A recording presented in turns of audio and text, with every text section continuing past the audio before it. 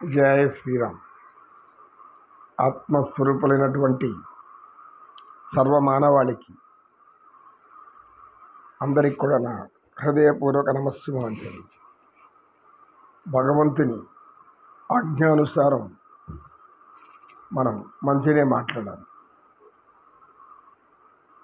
మంచినే చెప్పాలి, మంచినే చెయ్యాలి, మంచి ఆలోచనలే ఉండాలి. అన్నీ మంచిగా ఉంటే జీవితం కూడా మంచిగా సాగిపోతుంది. ఒకసారి ఎంత చదివినా తనకు గుర్తు ఉండడం లేదు అని ఉంటుంది. ఎలా ఈమెని భయాన్ని తొలగించాలి అని అడిగింది ఆ తల్లి. ఆ పాప 17 ఏళ్ళు దాటింది. తల్లి ఇలా రామ్మ అన్నాడు. వచ్చిందమ్మ.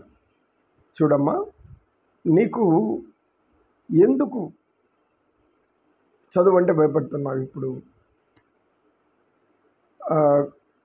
గురువుగారు పరీక్షలు దగ్గర వస్తున్నాయి, మా స్నేహితులందరూ కూడా బాగా చదివేవాడు అనేక మంది ఉన్నారు, వాళ్ళకి గొప్ప గొప్ప ర్యాంకులు వస్తున్నాయి, నాకు మాత్రం తక్కువ వస్తున్నాయి. ఈ కారణం నాకు అర్థం కాలేదు.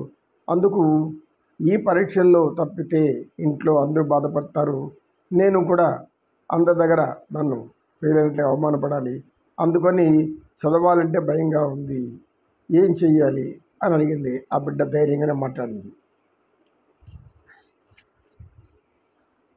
చూడు తల్లి, నీకు జ్ఞానం ఉంది, స్థితిలోకి వచ్చేసావు అంటే నీకు అక్కడ భయం పూర్తిగా పోయినట్లే.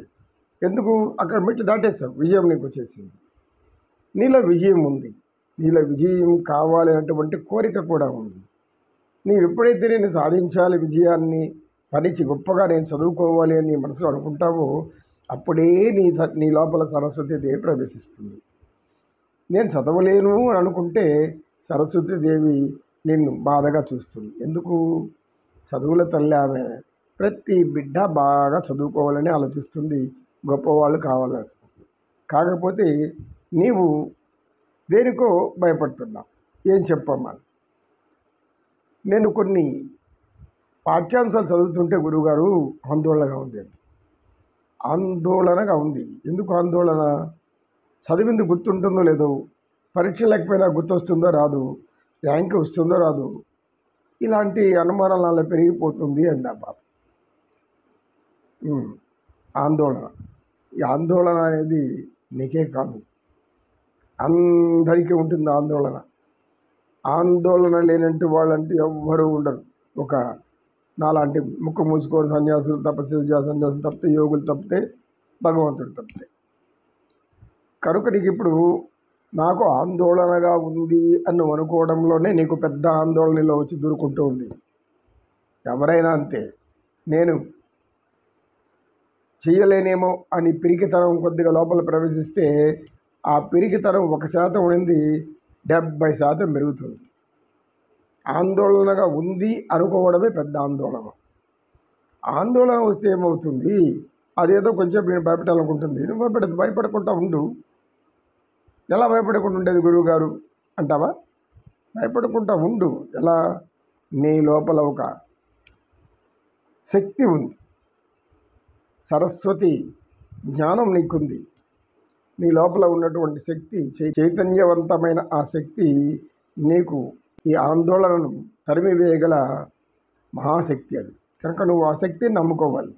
ఆ శక్తి ఎలా అంటే, నువ్వు పుస్తకం తీసుకోగానే ఈ యొక్క ముఖ్యమైనటువంటి ఏవో చదువుతావు. చదివేటప్పుడు ఏం చేస్తావు? నేను గుర్తుపెట్టుకుంటానో లేనో అనుకుంటూ ఉంటావు. దాన్ని వదిలేసి ఇదంతా నాకు బుర్రలోకి ఎక్కాలి, ఒక 2-3 సార్లు చదువుతానని నాకు వచ్చేస్తుంది, ఇది వరకు కూడా వచ్చింది అని ఎందుకు అనుకోవు? మర్చిపోతాను అనుకుంటూ ఉంటే అట్లా. మర్చిపోతాను అనేది నీ ఆందోళన. ఎందుకు గుర్తుకు రాదేమో అని ఆందోళన. కనుక నీకు ఆందోళన ఎప్పుడు రాకూడదు అంటే, గతాన్ని గుర్తుపెట్టుకొని ఆందోళన చెందకూడదు. ఎవరో ఏదో తప్పినప్పుడు వాళ్ళు ఏదో బాధపడి ఉంటారు, నీలో ఆ బాధ ఇప్పుడు ఏమైంది, అలాంటి బాధ మనకు కూడా వస్తుందేమో అని అనుకుంటావు. ఇలా అనేకమైన విషయాల మీద నీ మనసు పోవడం వల్ల ఆందోళన పెరుగుతుంది. ఎప్పుడైతే ఒకే విషయం మీద నీ యొక్క మనసు కేంద్రీకృతమవుతుందో అప్పుడు నీలో ఆందోళన ఉండదు. అదే దైవము, భగవంతుడు. నీకు ఇష్టమైనటువంటి ఏ దేవుడు, ప్రతి ఒక్క హైందవులు ఏరే వాళ్ళు ఎవరైనా కూడా దేవుడు అనే దాన్ని మనసులో పెట్టుకొని ఉంటారు. దైవత్వం, దైవాంశం, దైవజ్ఞానం, దైవస్వరూపం, దైవ శక్తి, దైవము అనేది ఒకటి ఉంటే ఇవన్నీ వచ్చి కూర్చుంటాయి లోపల. కనుక నీవు పరీక్షకు వెళ్ళాలనుకున్నప్పుడు మీ తల్లిదండ్రుల పాదాలకు మొక్కు, ఆశీర్వాదం తీసుకో. ఇంకక్కడ లేని ధైర్యం వచ్చేస్తుంది. ఎందుకు? నీకు వాళ్ళు జన్మనిచ్చారు. అదే కాకుండా జ్ఞానాన్ని కూడా పొందడానికి నీకు అనేక సహాయం చేస్తూ ఉన్నారు. నీవు బాధపడుతున్నావు అని ఇప్పుడు మీ తల్లి తీసుకొని వచ్చింది. చూసావా? అంటే నీ మీద ఎంత ప్రేమ ఉంది, ఎంత విశ్వాసం ఉంది. కానీ నువ్వు నిలుపుకోలేకపోతున్నావు అని వాళ్ళ ఆందోళన. నీ ఆందోళన ఇప్పుడు వాళ్ళ ఆందోళనగా మారింది, తల్లిదండ్రుల ఆందోళన. అంటే నువ్వు ధైర్యం చెప్పాలి వాళ్ళకి. నేను బాగా చక్కగా రాయగలను, నాలో అనంతమైనటువంటి జ్ఞానశక్తి ఉంది, గుర్తుపెట్టుకోగలను, నా యొక్క మెమరీ బాగా చక్కగా శాంతంగా ఉంది. ఆ మెమరీ అనేది లోపల రికార్డ్ చేసుకోవడానికి, అంటే నిక్షిప్తం అవడానికి నాకు అన్ని సహాయాలు ఉంది, దైవ సహాయం ఉంది. కనుక ఏదైనా భగవంతుడు అని అనుకున్నప్పుడు మనకు అత్యంత ఆత్మవిశ్వాసం వస్తుంది. భగవంతుని మనం తలుచుకోకపోతే మనకు విశ్వాసం అనేది ఉండదు. భయపడుతూ జీవించాలి. ఎవరినైనా భయపెడుతూ ఉన్నారు అంటే భగవంతుని తెచ్చుకునే మనసులోకి భయం పోతుంది.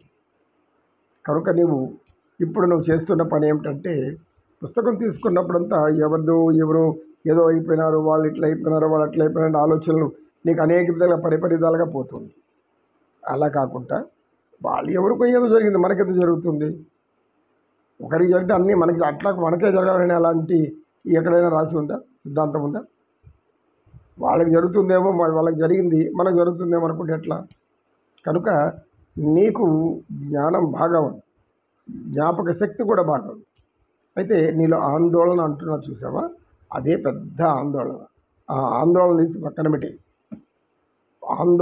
పక్కన పెట్టాలంటే అక్కడికి ఇంకెవరో ఒకటి రావాలి. ఎవరు? నీలో ఉన్నటువంటి ఒక ఆత్మవిశ్వాసం. నీ ఆత్మవిశ్వాసం, మనోవికాసం, శక్తి సామర్థ్యాలు నీలో అనేకం ఉన్నాయి. అవన్నీ గుర్తుంచుకో. ఇంతవరకు వచ్చావు, ఇంతవరకు వచ్చిన నీవు అది పోలేవా? ఈజీగా దాటేస్తావు. 100 మెట్లు ఎక్క 99 మెట్లు ఎక్కేసావు, ఇంకొక మెట్టు ఎక్క దిగుతుంది పోయి. ప్రతి విషయంలో ఎలాగే అనుకో, వెళ్ళు. నీకు తప్పకుండా ఈ ఆందోళన పోతుంది. నువ్వు మొదటి ర్యాంకులో వస్తావు. ఆ మొదటి ర్యాంకుతో నీ తల్లిదండ్రులు కూడా ఆనందిస్తారు. నువ్వు కృషి, పట్టుదల, శ్రద్ధ, ఎవరైతే గొప్ప గొప్ప చదువులు చదివి గొప్ప గొప్ప పరిస్థితుల్లో ఉన్నారో వాళ్ళని గుర్తు తెచ్చుకో. అలా వాళ్ళు ఏం చేశారో గుర్తు తెచ్చుకో. అలా సాధించు. సరే తల్లి అని చెప్పి నమో కృష్ణ, నమో కృష్ణ, నమో నమో నమః.